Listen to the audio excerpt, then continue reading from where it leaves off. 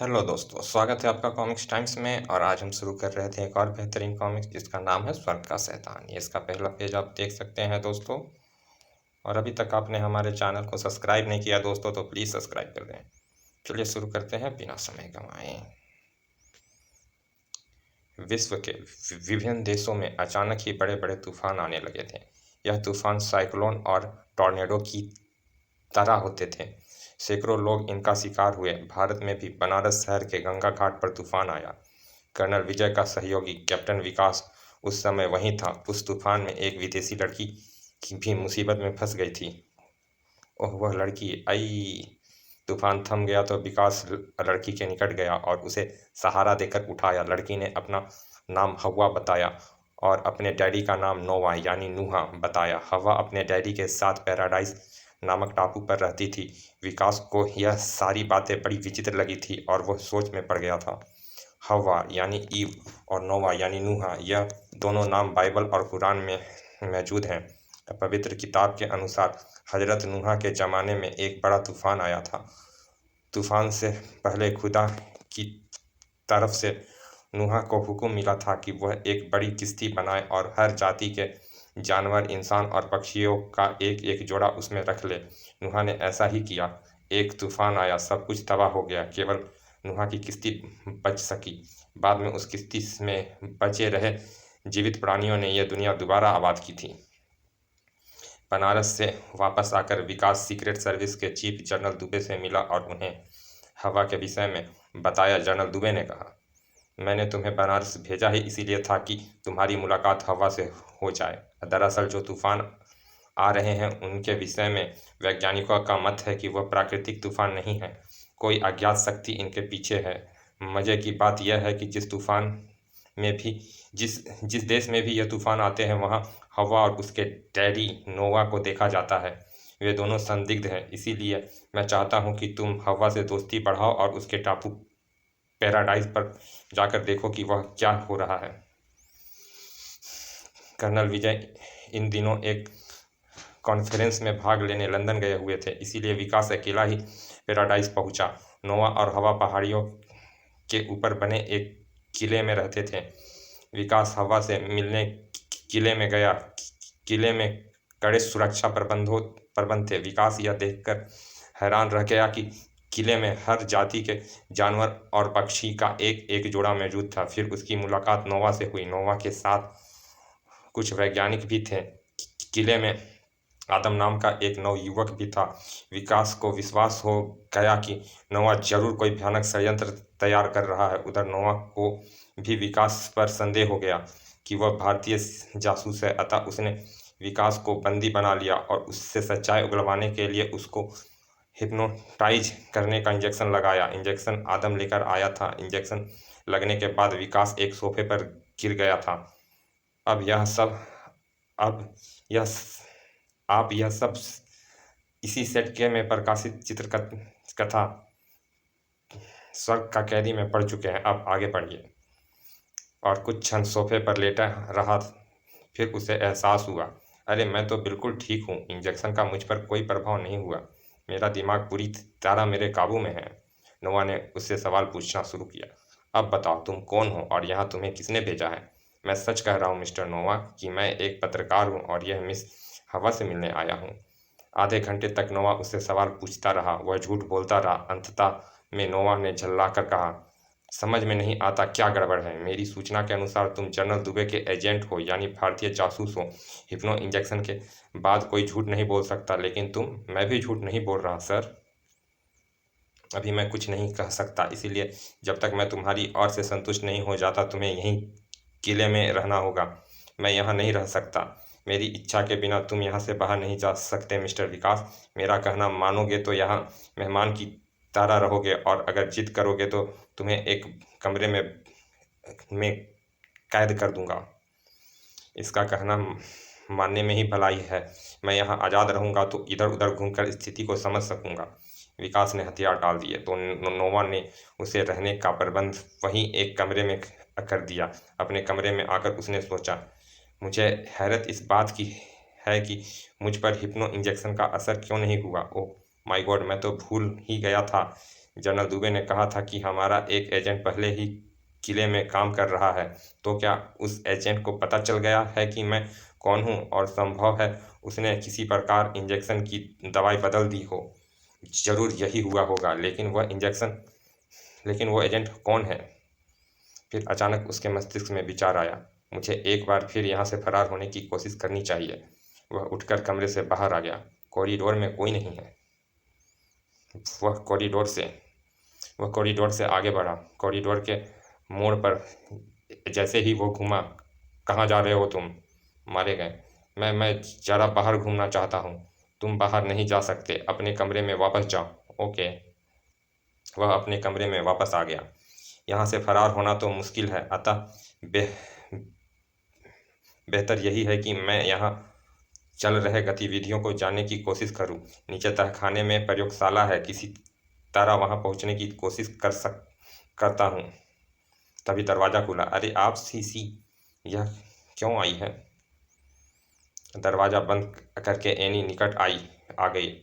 अब वह नशे में नहीं लग रही थी। उसने दबे स्वर में कहा, मैं अपनी जान का खतरा उठाकर यहाँ तक आई हूँ। मुझे तुमसे ज़रूरी बात करनी है। कहीं यह नोवा के कहने से मुझ पर जासूसी करने तो नहीं आई? मुझे होशियार रहना चाहिए। आपको मुझसे क्या बात करनी है? मैं आपको कुछ बताना चाहती हूँ। नोवा का ख्याल है कि आप जासूस हैं। अगर यह सच है तो मुझे खुशी है। इसीलिए मैं आपको बताने आई हूँ कि नोवा कितनी भयानक साजिश रच रहा है। आप शायद नशे में हैं। नहीं, मैं नशे की सिर्फ एक्टिंग करती हूँ। मैं शराब नहीं पीती हूँ। प्लीज़ बैठकर मेरी पूरी बात सुन लीजिए। अच्छा कहिए। नोवा इस पूरी दुनिया को नष्ट कर देना चाहता है मिस्टर विकास। दुनिया को वह कैसे नष्ट करेगा? वह एक बहुत बड़ा तूफान लाएगा जिससे सारी दुनिया डूब जाएगी। सब इंसान और जानवर मारे जाएंगे और नोवा और उसका यह स्वर्ग बच जाएगा। यहाँ हर प्रकार के जानवर हैं और कुछ इंसान हैं। नोवा उनसे दोबारा दुनिया आबाद करेगा। वह हजरत नूहा बनने का सपना देख रहा है। मेरे पति डॉक्टर पॉल भी उसके साथ हैं। वे दोनों मिलकर दुनिया को ख़त्म कर देना चाहते हैं। लेकिन इतना बड़ा तूफान वह लाएंगे कैसे? उन्होंने कुछ मशीन बनाई है जिनके द्वारा वह फिजा का दबाव और तापमान बढ़ा देते हैं, जिससे हवाएं चकराने लगती है और साइक्लोन या तूफान उठने लगता है। वह मशीन नीचे प्रयोगशाला में है। विकास ने चालाकी से काम लेते हुए कहा, मुझे तुम्हारी बात पर विश्वास नहीं आया। भला कोई इंसान इतना बड़ा तूफान कैसे उठा सकता है? मैं आपको वह मशीन दिखा सकती हूँ। मैं नीचे प्रयोगशाला के बराबर में रूम नंबर 12 में रहती हूँ। रात को तुम किसी तरह मेरे कमरे में आ जाना। मैं तुम्हें प्रयोगशाला में ले चलूँगी। यहाँ कॉरिडोर से लिफ्ट है। लिफ्ट में आकर तुम बेसमेंट का बटन दबा देना। नीचे जहाँ लिफ्ट रुकेगी उसके सामने ही मेरा कमरा है। ओके, मैं रात को आने की कोशिश करूँगा। तभी पुनः कमरे का दरवाज़ा खुला। तुम यहाँ क्या कर रही हो? एनी ने तुरंत शराबी की एक्टिंग शुरू कर दी। मैं तो इनसे परिचय की कहानी सुनने आई थी। चलो मेरे साथ। और डॉक्टर पॉल उसको अपने साथ ले गए। यह औरत सचमुच इनके विरुद्ध है। मैं रात को इससे मिलने की कोशिश करूंगा। शाम को 7 बजे विकास फिर कमरे से बाहर निकला। नोवा ने कहा था कि मैं 8 बजे डाइनिंग हॉल में पहुंच जाऊं। अब मैं पहले तहखाने में चलता हूं। अगर किसी ने मुझे वहां देख लिया तो कह दूंगा कि गलती से आ गया हूं। लिफ्ट में आकर उसने बेसमेंट का स्विच दबा दिया। लिफ्ट नीचे जाने लगा। कॉरिडोर में मुझे किसी ने नहीं रोका। इसका अर्थ है मुझ पर केवल इमारत से बाहर जाने की पाबंदी है। भीतर तक मैं घूम फिर सकता हूँ। नीचे पहुंचकर वह लिफ्ट से बाहर निकला। यही है एनी का कमरा। एनी के कमरे में दरवाजे पर रुक दस्तक देते हुए सोच रहा था, खटखट। अगर किसी ने मुझे इस कमरे में जाते देख लिया तो नोवा को क्या जवाब दूंगा? 3-4 बार दस्तक देने पर भी भीतर से उत्तर ना मिला तो उसने दरवाज़ा को धकेला। खुल गया। शायद वह बाथरूम में होगी। लेकिन उसका विचार गलत निकला। एनी सामने ही बिछी मसहरी पर लेटी हुई थी। एनी, यह तो सो रही है। ओ गॉड, इसे तो किसी ने मार डाला। एक क्षण में विकास समझ गया कि एनी को क्यों मारा गया है। एनी सचमुच नोवा और अपने पति के विरुद्ध थी। नोवा ने जरूर मेरे कमरे में माइक छुपा रखे होंगे। उसने मेरी और एनी की बातें सुनी होगी और एनी को मरवा दिया। अब मेरा यहाँ ठहरना बेकार है। फिर वह तुरंत ही अपने कमरे से बाहर आकर लिफ्ट में सवार हो गया। ऊपर जाते हुए वो सोच रहा था, नोआ को मुझ पर अभी पूरी तरह संदेह नहीं हुआ होगा, क्योंकि एनी खुद मेरे कमरे में आई थी। उसने खुद मुझे प्रयोगशाला दिखाने की दावत दी थी। मैंने अपनी ओर से उससे कुछ नहीं पूछा। वह वापस अपने कमरे में पहुंचा। अरे यह बूढ़ा यहाँ क्या कर रहा है? आहट सुनकर डेविड ने उसकी ओर देखा, फिर लापरवाही से अपने काम में लग गया। यह कमरे की सफाई करने आया है, लेकिन इसने मुझे बाहर से आते देख लिया है। यह नोआ को बताएगा, मगर नहीं, यह तो गूंगा है। बिस्तर की चादर वगैरह ठीक करके डेविड बाहर जाने लगा तो विकास ने उसे पुकारा, सुनो। लेकिन ऐसा लगा जैसे उसने सुना ही ना हो। वह बाहर चला गया। ठीक 8 बजे विकास डाइनिंग हॉल में पहुंचा। आइए मिस्टर विकास। सब लोग पहले से ही उपस्थित हैं।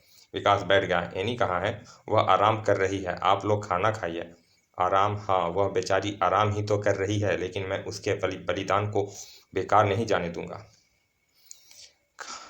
खाने के बाद सब लोग बड़े हॉल में आकर सोफे पर बैठ गए। नोआ ने सिगार सुलगाने के बाद, दोस्तों, मैंने फैसला कर लिया है। 1 हफ्ते बाद यह सारी दुनिया तबाह कर दी जाएगी। यानी 1 हफ्ते बाद इतिहास अपने आप को दोहराएगा। बाइबल और कुरान का अध्याय सच हो जाएगा। इस दुनिया में तूफान आएगा, एक ऐसा तूफान जैसा हजरत नूह के ज़माने में आया था। विकास हैरानी से उसकी बातें सुन रहा था।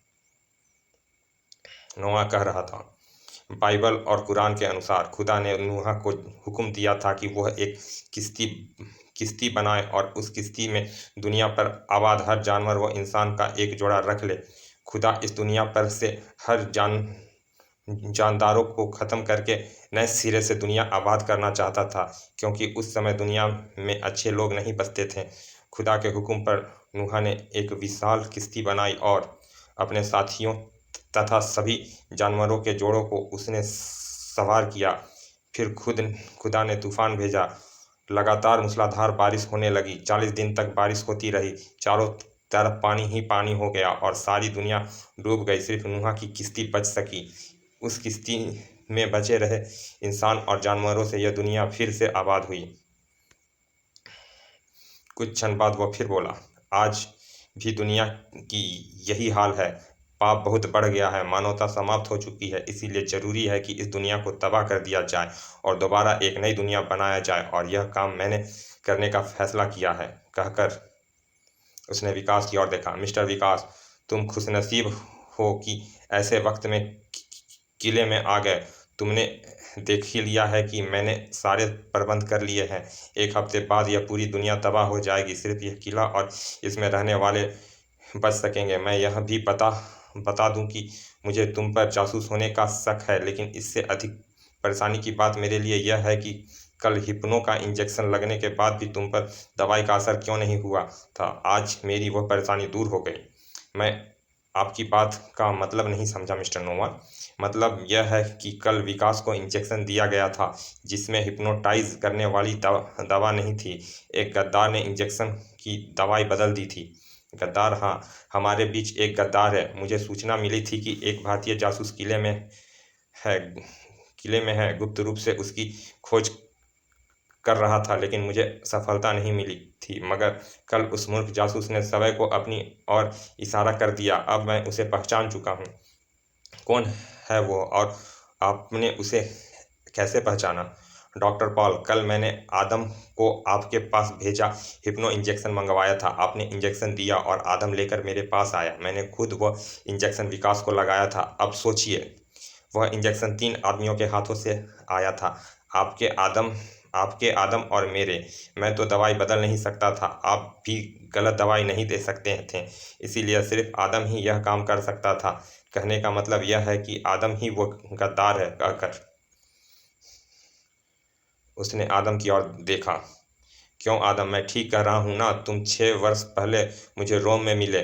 तुम्हारे जनरल दुबे को किसी तरह हमारे प्रोग्राम का पता चल गया था कि मुझे एक खूबसूरत और सेहतमंद नौजवान की तलाश है, ताकि मैं उसे आदम बना सकूं, इसीलिए दुबे ने तुम्हें रोम भेजा होगा, ताकि उसकी बात अधूरी ही रह गई। आदम अपनी जगह खड़ा हो गया था। ऑल राइट नोआ, तुमने मुझे पहचान लिया है, लेकिन अब तुम्हारा खेल खत्म हुआ। माय गॉड, मैं कभी सोच भी नहीं सकता था कि आदम भारतीय जासूस हो सकता है। नोआ तनिक भी विचलित नहीं हुआ। पिस्तौल फेंक दो आदम, तुम जासूस हो, फिर भी मैं तुम्हें माफ़ कर सकता हूँ। मैं तुम्हें इस दुनिया का नया आदम बनाना चाहता हूँ। आदम ने घुनित स्वर में कहा, मैं करोड़ों इंसानों का खून अपनी गर्दन पर नहीं ले सकता। नोआ, इस दुनिया को बचाने के लिए मैं तुम्हें मार डालूंगा, कहकर उसने नोआ पर गोली चलाई। धमाका हुआ, नल से धुआं भी निकली, लेकिन यहाँ मिटी हुई है दोस्तों। आदम ने फिर फायर किया, लेकिन नोआ उसी प्रकार बैठा शिकार के कस ले रहा था। आदम ने आश्चर्य से पिस्तौल को देखा। तभी नोआ बोला, मैं मूर्ख नहीं हूँ आदम। तुम पर संदेह होते ही मैंने अपने वफादार नौकर डेविड से कहकर तुम्हारे पिस्तौल की गोलियां बदल दी थी। डेविड ने यह काम तुम्हारे कमरे की सफाई करते हुए किया था। आदम के लिए विकास का मन बेचैन हो उठा। यह बेचारा फंस गया है, मैं किस तरह इसकी मदद करूं? क्या मैं भी खुलकर सामने आ जाऊं? नहीं, इस वक्त कोई भी गलत हरकत हमारी मौत बन सकती है। जब तक मैं किले में हूं और जीवित हूं, इस साजिश को रोकने के लिए कुछ ना कुछ कर सकता हूं, लेकिन आदम की मदद करने में दोनों ही मारे जाएंगे। तभी आदम ने पिस्तौल फेंक कर मारा, यह ले। अगले ही क्षण वह पलटकर बाहर की ओर भागा। पकड़ो उसे। विकास भी सबके साथ दौड़ता हुआ बाहर आया। सर्च लाइट ऑन करो। अगले ही क्षण सर्च लाइट के प्रकाश में पूरा किला रोशन हो गया। वह रहा। टार्जन की तरह आदम पेड़ पर चढ़ गया। कुछ क्षण बाद वह पेड़ से कूदा तो उसके हाथ में एक रस्सा था। ओह, वह किले की दीवार पर चढ़ना चाहता है। आदम अब किले की दीवार की ओर दौड़कर जा रहा था। वह किले से बाहर नहीं जाना चाहिए रिचर्ड। दीवार के निकट पहुंचकर आदम ने कांटा फेंका। कांटा ऊपर दीवार में जाकर अटक गया, अतः आदम रस्से के सहारे ऊपर चढ़ने लगा। ठीक उसी वक्त रिचर्ड ने चिड़ियाघर में रखे काले तेंदुए का पिंजरा खोला। Come on, come on. तेंदुआ पिंजरे से बाहर आया। सू सू। तुरंत ही तेंदुआ आदम की ओर दौड़ा। निकट पहुंचकर एक तेंदुआ ने छलांग लगाई। फिर दूर खड़े लोगों ने एक भयानक दृश्य देखा। तुरंत ही दूसरा तेंदुआ भी वहां पहुंच गया। तभी, नहीं, रोको उन्हें। तानिया, हवा को अंदर ले जाओ। तानिया उसे लगभग खींचती हुई वहां से ले गई। उधर तेंदुआ आदम का काम तमाम कर चुके थे। विकास की आंखों में आंसू थे। आदम, तुम्हारा यह बलिदान बेकार नहीं जाएगा। मैं नोवा को उसकी शैतानी मकसद में कामयाब नहीं होने दूंगा। अचानक नोवा ने विकास की ओर देखकर कहा, देख लिया तुमने उसका अंजाम। मैं तुम्हारी भी यही दशा कर सकता हूँ, मगर मैं कुछ और सोच रहा हूँ। तुम आदम की तरह ही हैंडसम हो। अगर तुम मेरे साथ मिल जाओ तो मैं तुम्हें नया आदम आदम बना सकता हूँ। चलिए दोस्तों, इस कॉमिक्स का पहला भाग यहाँ समाप्त करते हैं। मिलते हैं इसके दूसरे भाग में। और अभी तक आपने हमारे चैनल को सब्सक्राइब नहीं किया दोस्तों, तो प्लीज़ सब्सक्राइब करते हैं।